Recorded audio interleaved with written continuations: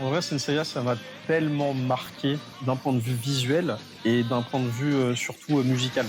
Il y a beaucoup d'émotions dans Senseiya, tu vois, genre ils partent tous pour délivrer Saori parce que bon, elle est tout le temps dans des problématiques, dans des galères et tout. Et c'est vrai que même si le schéma scénaristique est souvent le même, moi c'est une œuvre qui m'a vraiment marqué.